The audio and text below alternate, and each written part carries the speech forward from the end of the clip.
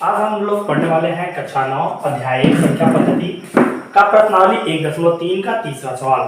पिछले वीडियो में हमने देखा कि प्रश्नावली 1.3 का पहला सवाल और दूसरा सवाल। अब हम आपको बताने वाले हैं प्रश्नावली 1.3 का तीसरा सवाल, जो कि बहुत ही अच्छा सवाल है। वो परीक्षा की दृष्टि से भी है और वैसे समझने वाले भी है। देखते हैं क्या होता है।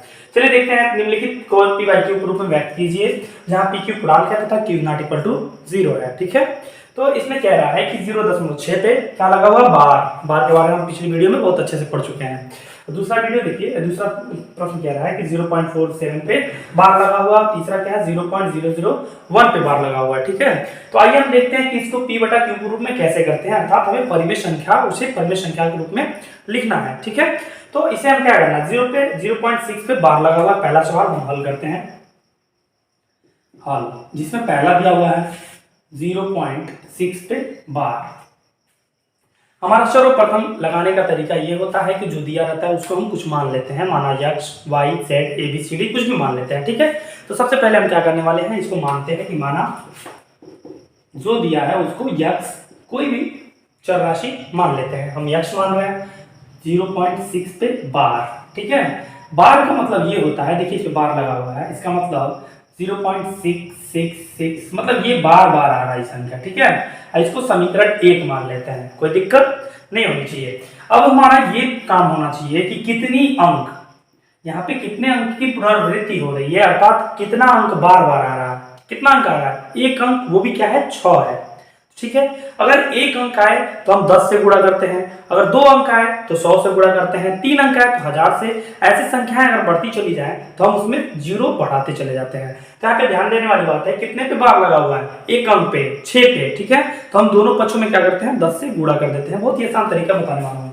तो हम क्या करते हैं, दोनों पक्षों में, या फिर लिख देंगे समीकरण 1 में 10 से गुणा करने पर।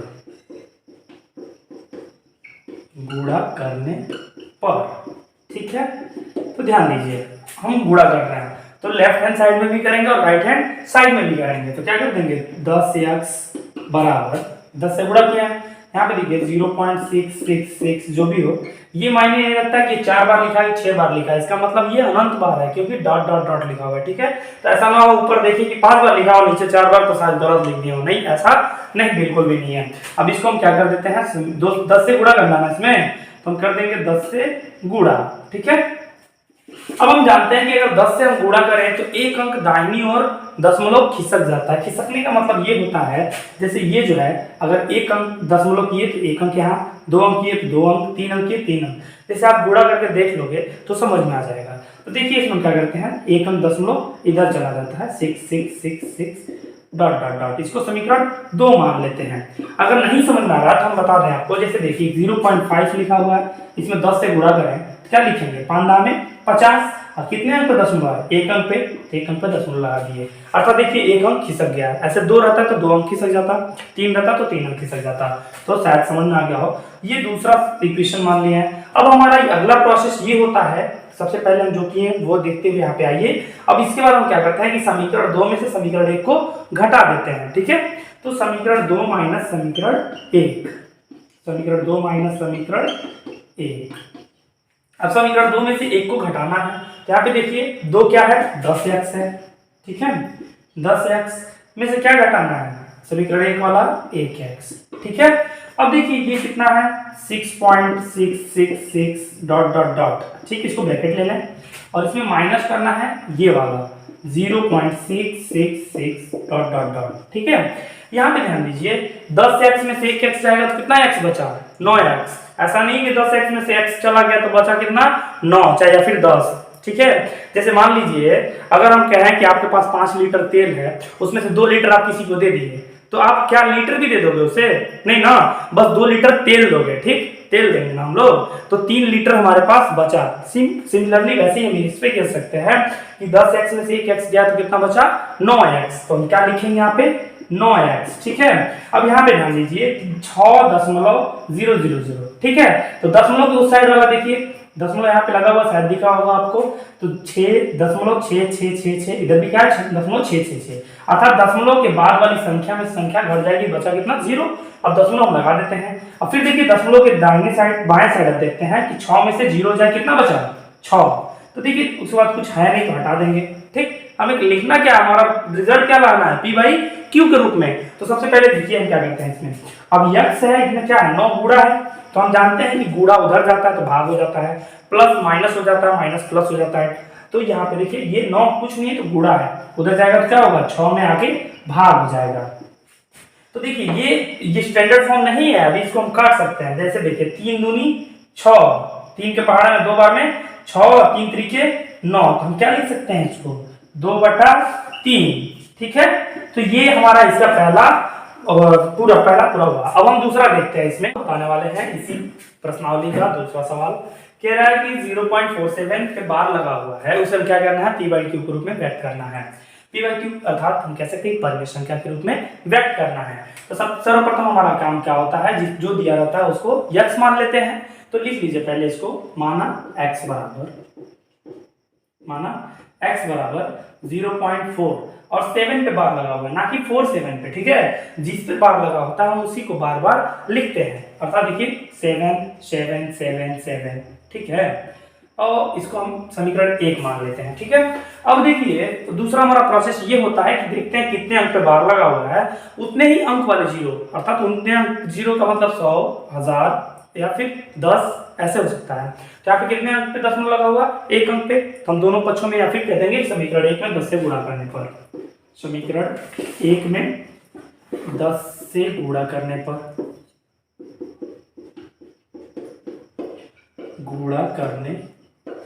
ठीक है। तो देखिए इसमें 10 से गुणा करेंगे तो 10x बराबर, ये देखिए 0.4777। ठीक, इसमें किसी से गुणा कर रहे हैं 10 से। अभी हम पिछले वीडियो में हमने बताया, पिछले टॉपिक पे कि एक अंक से दशमलव गुणा करते हैं तो मतलब किसी भी संख्या में तो एक अंक खिसक जाता है, अर्थात यहाँ पे क्या होगा 4.777 ऐसे ये हो जाएगा। इसको हम समीकरण 2 मान लेते हैं। ठीक है, तो 10x। अब हमारा तीसरा प्रोसेस ये होता है कि हम क्या करते हैं कि समीकरण 2 में से समीकरण 1 को घटा देते हैं। तो करिए समीकरण 2 माइनस समीकरण 1, समीकरण 2 माइनस समीकरण 1। अब देखिए समीकरण 2 माइनस 1 का मतलब ये है कि 10x में से 1x जाए, तो ऐसे लिखें 10x माइनस 1x। अब इधर वाला लिखें 4.7777 माइनस, किसको घटाना है 0.4777 ऐसे घटाना। ठीक है, अब हम देखते हैं कि पहले दशमलव के दाईं ओर वाला घटा लिया जाए और फिर दशमलव के बाईं ओर वाला घटा लिया जाए। तो देखिए दशमलव के एक अंक जो बचा है वो 7 है, यहाँ पे दशमलव का सटा हुआ अंक कितना है 4 है। अब बाकी कितना है 7 7 इसमें भी है, 7 7 इसमें भी है, तो बाकी कितना हो जाएगा 0। लेकिन 7 यहाँ पे है, यहाँ पे 4 है, 7 में 4 जाए 3। अब दशमलव दोनों में है, दशमलव लगा लिया जाए, और 4 में से 0 जाए कितना हुआ 4। बात तो समझ में आ रही होगी। अब देखिए 10x में से 1x जाए तो कितना होगा 9x। अब यहाँ पे एक अंक 0 लगा, उसका कोई मतलब नहीं होता। अब हम क्या करते हैं जान लीजिए, यहाँ पे 9x में 9 गुणा है, तो देखिए x में 9 गुणा है तो 9 को क्या कर देंगे उधर हम ट्रांसपोज करते हैं, अर्थात उधर भेजते हैं तो गुणा उधर जाता है तो भाग हो जाता है। तो हमारा क्या काम है 4.3 और 9 इधर था तो इधर आ गया। ये भी हमारा वो क्या है p बाई q रूप में है, लेकिन हम क्या करते हैं इसको पूर्णांक नहीं है, ये सॉरी मतलब कहने का मतलब है ये पूर्णांक नहीं है। तो देखिए 4.3 हम ऊपर नीचे 10 से गुणा कर दें तो 43 है, नीचे गुणा करेंगे तो 90। ये हमारा है p बाई q के रूप में। तो लिख दें कि चूंकि ये किसके रूप में हो गया, लिख देंगे कि चूंकि p 0.47 के बार का p बाई q रूप क्या है 43/90 है। ठीक है, अब हमारा तीसरा इसमें सवाल ये कह रहा है कि 0 पॉइंट हम आपको बताने वाले हैं इसी एक्सरसाइज का तीसरा पार्ट, जो कह रहा है कि 0.001 पे बार लगा हुआ है, उसको हम क्या करना है दशमलव रूप में व्यक्त करना है। सेम पिछला प्रोसेस जैसे हम लोग किए हैं वैसे करना है। तो यहाँ पे देखते हैं कि सबसे पहले हम क्या करते हैं, जो दिया रहता है उसको कुछ मान लेते हैं x y z कुछ भी।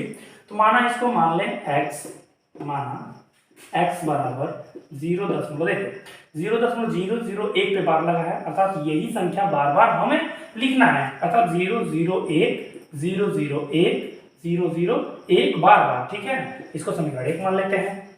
अब हम देखते हैं कितने अंक पे बार लगा है, उतनी जीरो वाली संख्या अर्थात 100, 10 या 1000 कह सकते हैं हम। तो यहाँ पे लिखे 3 है, तो 3 जीरो वाले से क्या देंगे समीकरण 1 में, समीकरण 1 में 3 जीरो, ये है ना 1000, 3 जीरो वाला, तो 3 जीरो वाले से गुणा करने पर,